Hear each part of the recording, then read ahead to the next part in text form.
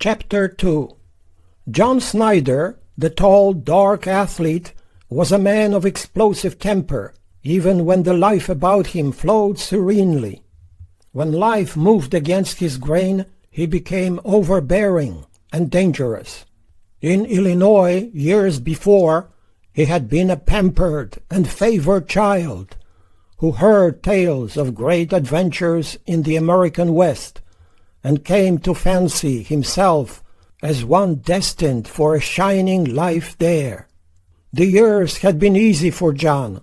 Men were afraid of his skill and strength. Women found him irresistible. He had fine, dark hair that curled over his neck and temples, full dark eyes that dwelt tenderly on women and flashed scornfully on men, and a handsome face without a flaw. He had a good baritone voice that caressed old melodies and brought a nostalgic ache to the least sentimental throat. John was not a coward, but he didn't choose to be heroic when there was no audience to applaud. When Uncle George called for volunteers, John's mind had been busy. He had felt that he ought to go with Stanton, but he didn't like Stanton. That small boyish fellow was known to all these people as a poet and a savant. Everybody in the train had turned to him for information on geology, rare plants, the weather, and everything else that baffled them. Besides, some had supposed that Stanton was in love with Mary Graves, and though Snyder was not in love with her, he believed that she was infatuated with him, and he enjoyed his gallant possession of her heart. There were other girls here, very young, but foolishly enamored, and there were married women whose eyes rested on him in a way he liked. He had no desire to leave this company, where he was a prince, to ride across a desert with a dreamer like Stanton. Nevertheless, he had smarted under the cool question in Mary's eyes, and angrily he had asked himself why she should expect him to go when there were other young men who hung back. Why had she not looked accusingly at Noah, at Spitzer, and Reinhardt? As a matter of fact, she had, but John Snyder, accustomed for 23 years to flattering attention, had imagined that he alone had been weighed and found wanting. That notion put him in an ugly mood, and day after day the mood persisted and deepened until it was a bitter corrosive in his mind. The life about him only added to his ugliness. Soon after Stanton and McMutchen disappeared, the camp broke apart into family units, each desperately bent on its own survival. Spurred by Tamsen, the Donner families forged ahead, and the second night they didn't camp within sight of the others. They were somewhere beyond the horizon, swallowed up by the desert. "They're gone," Lizzie Graves said. "They pulled out and left us." In Elizabeth Graves, a sharp tongue was the servant of unclothed suspicions. "I guess they're not very far," said her husband. "As far as they can get. They want the food that's coming back. If they get there first, we won't even have a smell of it." "Oh, now," said Frank. "Stanton's their friend, ain't he?" "I guess he's our friend, too." "Don't tell me that. It was all cut and dried between him and the Donners before he pulled out." "Well, now, Lizzie, I wouldn't say that." "Didn't you see him and Tamsen a-talking just before he left? Now the Donners are gone, ain't they? And here we are." Suspicions, doubts, and fears were a blight on the camp. After the Donners moved ahead and vanished, the families behind withdrew from one another. The large Graves family and John Snyder camped apart. The large Breen family camped apart. The Reeds and Eddies formed a third group. The widow, Lavina Murphy, and her brood, including 2 grown daughters and their husbands and children, formed a fourth. The Germans comprised a fifth unit. Beyond all these, as if abandoned and looking in, was the old man Hartkoop and a young Spaniard, Baptiste, The unmarried men attached themselves to the families who had employed them as teamsters or herders. 4 of them had gone ahead with the Donners. It was in such an atmosphere of suspicion and unfriendliness that John Snyder lived. He was not a born leader, but he perceived the folly of these people, and in his generous moments he pitied them. They were starving. Their beasts were daily growing weaker, and ahead lay Indian country. Along their line of march for 300 miles would be that foul and poisonous river known to them in 1846 as Mary's, and today as the Humboldt. Now, as never before, all the families should have drawn into one body for their common defense, but they scattered out and laid themselves wide open to attack. The Donners were ahead, and the larger groups trailing them, sometimes strung out over a distance of 2 miles. Only when they came to a grade up which weakened oxen couldn't draw the loads did families come together and double up. But even then, they often cursed one another and behaved like persons out of their minds. Each delay goaded their impatience and doubled their frenzy. Formerly, they had abided by this rule, that the families should alternate, each taking its turn in leading the train or in bringing up the rear. But now all rules were forgotten. That family took the lead each morning, which was first ready, and that leader was usually Franklin Ward Graves and his teams. Snyder fell in behind him. Then came the others, with Mrs. Murphy or Mrs. McCutcheon last. Sometimes Jim Reed was 3rd or 4th, but each day he set his daughter Patty on a white horse and had her ride up and down the line to see if anybody was in trouble. It was the 5th of October, and mid-afternoon, when Graves forded the shallow river and faced a steep hill of sand. He doubled his yokes and pulled his wagons to the top.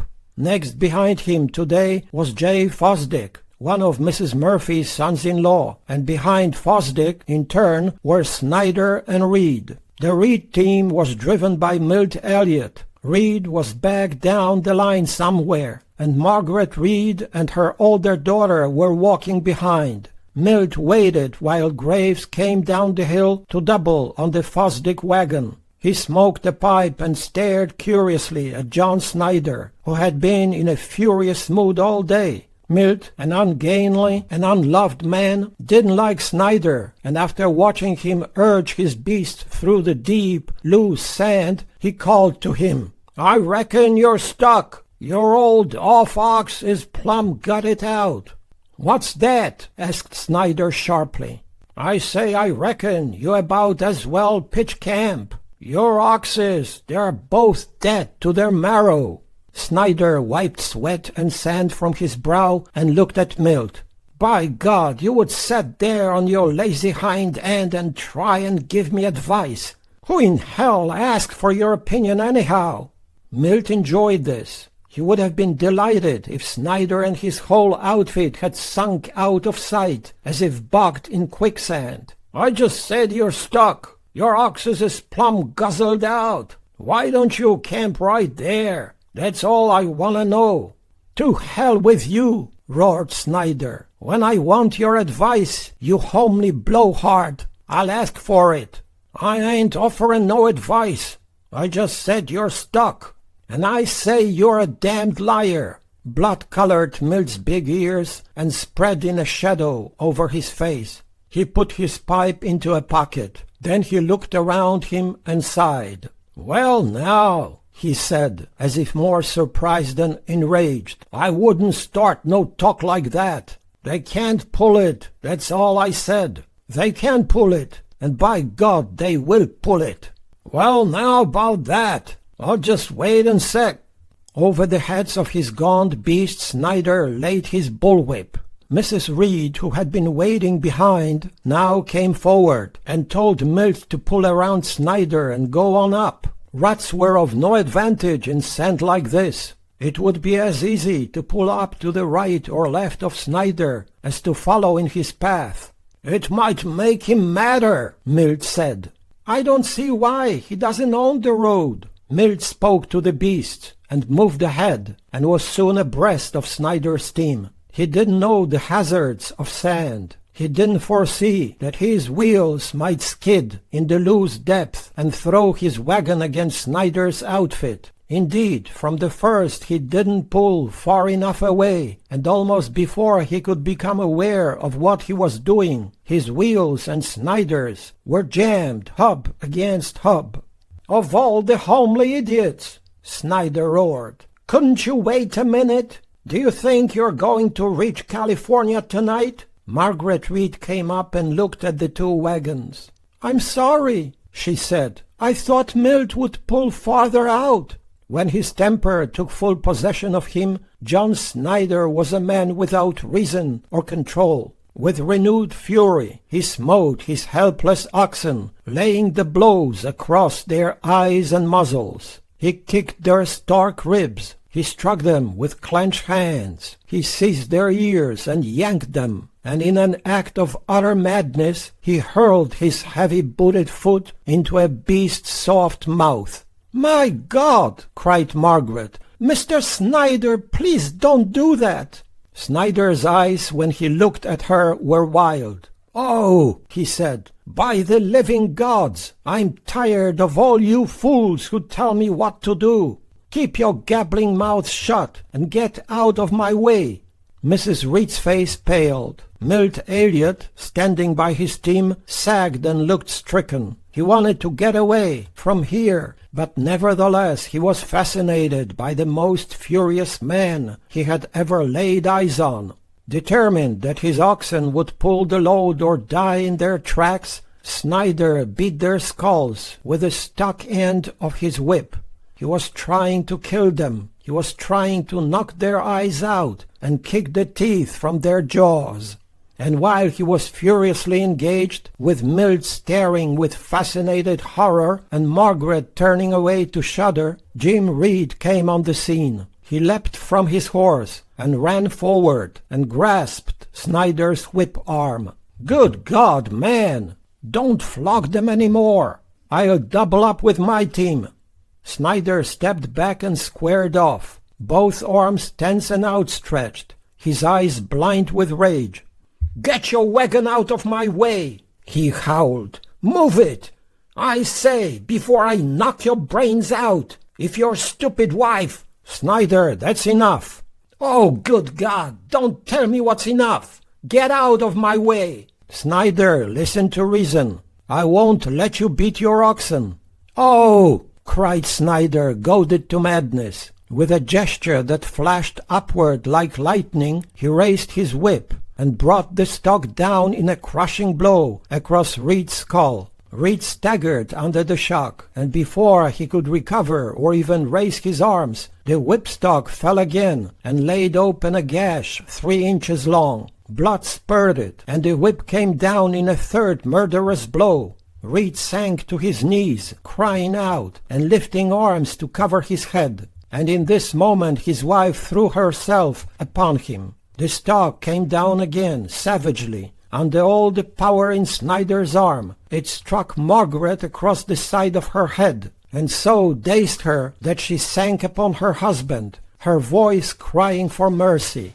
Milt Elliott stood back, unable to move. There was no mercy in John Snyder. He was a madman with no realization of what he was doing. The only meaning in his inflamed mind was the meaning of death. He was resolved to kill these persons before him and every other living thing that stood in his way. The blood had washed over Reed's face and half blinded him. But when he felt the blow fall on his wife, and when he heard her cry of astonishment and pain, something snapped in him too, something dark and blind. His right hand moved swiftly, and a knife leapt naked from its sheath. And in the next instant, even while the stock was raised to strike again, he drove the blade through Snyder's just under his heart. He drove it with such force that the blade went clear through him.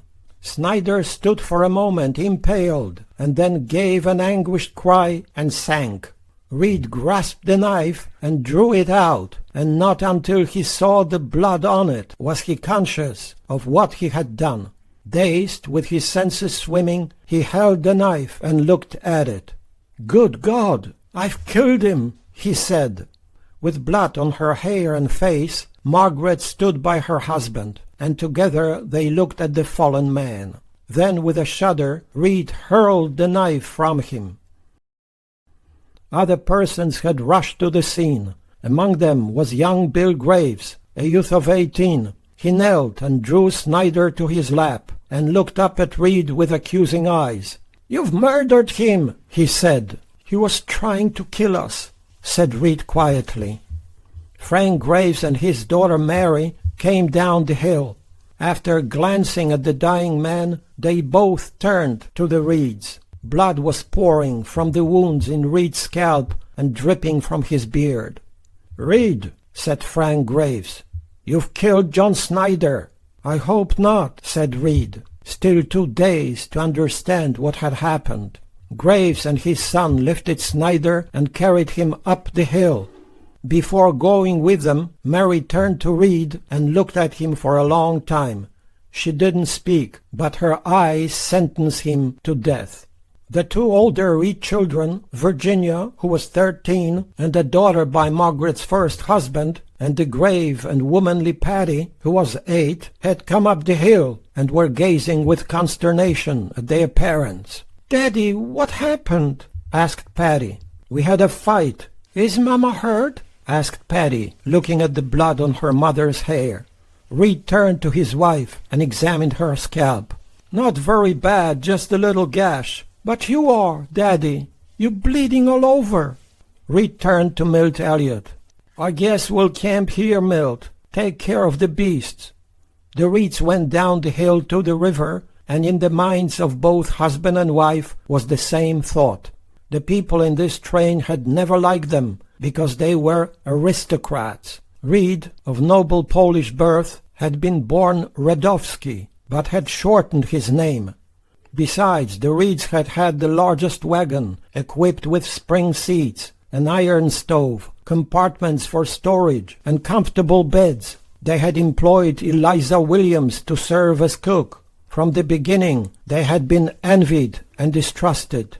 Now, Reed suspected they would be despised. While he reflected on these matters and submitted to his daughters, who washed and dressed his wounds, Bill Eddy came down the hill.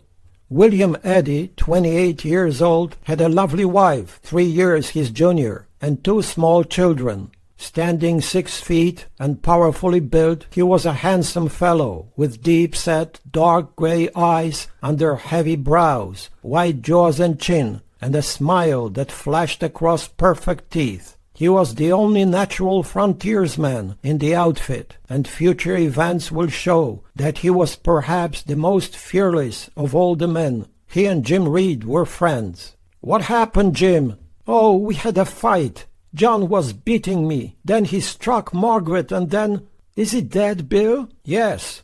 "I'm terribly sorry. I didn't mean to kill him." Bill Eddy was thoughtful while he watched Patty's busy hands.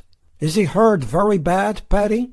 "Oh," said Patty in her adult way, "he will get well. It just cut through the hide." Eddy had something on his mind. He hesitated, trying to choose tactful words, and then he blurted, "I guess I should tell you, Jim, the whole Graves outfit is damn mad."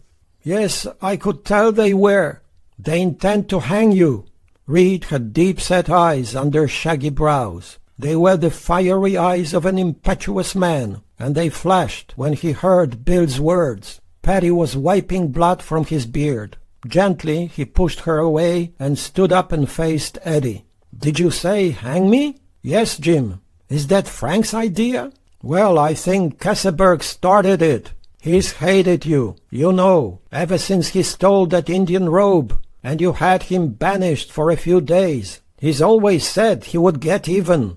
"Oh, that man," said Margaret. "Well, not only him. Frank, he says you ought to hang for it. That's the law of the frontier, he says." "Daddy, don't you worry," said Patty. "We'll travel by ourselves." Is that what they're talking about now up there? Yes, Frank has called the council. They're going to try you.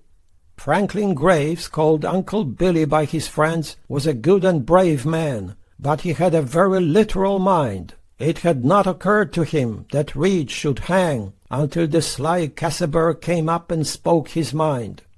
"We must hang him," said Kasseberg, whose hatred of Reed had lived in him for 4 months.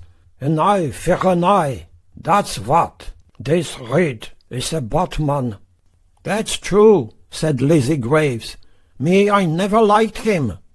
If he kills a man, then he must die for it." "Ich will fix the scaffold," said Kasseberg eagerly. "Oh, never mind that," said Graves impatiently. But a few minutes later, after listening to biblical precepts from Lizzie, and after Mary had said that on the frontier it was a life for a life, Graves decided that Reed ought to be hanged. The Donners were in camp 2 days in advance of this group. Those here, except Reed and his family and hired help, Graves called into council. Some came reluctantly and some eagerly, but they all came. Pat Breen disliked the Reeds, but Pat disliked nearly everyone except his own family. Kasseberg came, excited and babbling, as if foreseeing that he would be appointed the executioner. Reinhardt and Spitzer, the 2 young Germans, came gladly, both of them looking like sly and plotting thugs.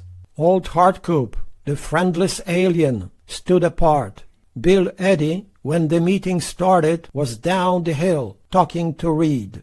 "Friends," said Graves, "as you know, an awful thing has happened. John Snyder is dead, killed in cold blood by Jim Reed. We'll all have to act as a jury and figure out what to do." "String him up," cried Kasseberg. "Be still," said Graves, scowling at Kasseberg. "We all men of God, and we'll do the just and fair thing. Jay," he said, turning to his son-in-law, "what do you think?" Jay Fosdick was a rather timid young man. "I don't know," he said. "What the rest decides, that's what I think." "Patrick Breen, what is your judgment?" Pat cleared his throat. He was a Catholic who remembered his God and called upon him only in times of crisis. "Well now, the good book, it says it's an eye for an eye. This here Reed, he killed Snyder. The book would say for us to kill Jim Reed." Graves looked thoughtfully at Pat, as if confirming an old suspicion of him. "Patrick Dolan, what's your judgment?" The Irishman shifted his weight and glanced around him. He drew a deep breath. "I'm willing to abide," he said. Graves called upon all the men, and then turned to the women. "Mrs. Murphy." Lavina Murphy, widow with a large brood, answered in such a low voice that almost nobody heard her. "Louta!" yelled Kasseberg. "I says," said Mrs. Murphy, speaking with an effort, "that I don't believe in killing nobody. I don't think the good Lord would want us to." Graves hesitated a moment. Then, "Mrs. McCutcheon." Harriet McCutcheon, wife of the giant who had ridden away with Stanton, gave her answer in a firm, clear voice. "I agree with Lavina." Seeing that the matter was now running against him, Graves turned to his wife. "Lizzie, what is your judgment?" The voice of Mrs. Graves was sharp and shrill. "He should be hung. That's what I say." "Mary," said Graves, addressing his daughter. Whether this tall girl had loved John Snyder, only Mary knew. Her face was white now, but she hadn't been weeping. She wasn't the kind who wept. "I don't think I should speak," she said. Frank Graves was looking over the faces, trying to remember who had spoken and who had not. When Bill Eddy came up the hill, he had 2 pistols hung to his waist. "I guess," Graves said, "we'd best take a secret vote." "Just a minute," said Bill. "I got a word to say." He climbed to high ground and looked at these people. "Friends, I guess maybe you've about decided to hang Jim Reed. He killed the man, that's true, but he acted in self-defense. He's down the hill there now, with his head all beat to a jelly. His wife was knocked down, too, and she's just about out of her mind. When a man murders in cold blood, we take his life. When he acts in self-defense, we don't. Jim Reed is a good man. We need him." Bill Eddy paused. When he spoke again, his voice carried a threat. "I won't vote to hang Jim Reed, and as long as there is life in me, I won't let him be hung." All eyes rested upon Eddy. Pat Breen's lids drooped, and under them his eyes were cunning and cold. Lizzie Graves stared at Eddy with frank distaste, and her husband with troubled wonder. Kesselberg sagged and looked over to where he had erected a wagon tongue. Pat Dolan looked as if he had been reprieved from a sentence of death. "Well," said Graves at last, "I guess we'll take a secret vote. Just write yes or no on something and hand it to me." The people scrawled their votes on anything they could find and came up in turn to hand pieces of paper or bark to Graves. "Eddy," he said, "do you want to watch me count them?" "No," said Bill. "I don't care what your vote is." Slowly, with the help of his wife and daughter, Graves counted the votes. 3 or 4 scraps turned in had no vote on them, he said, or at least none that he could read. When the verdict was clear to him, he stuffed the scraps into a coat pocket, straightened his big frame bent by 57 years, and looked at the faces.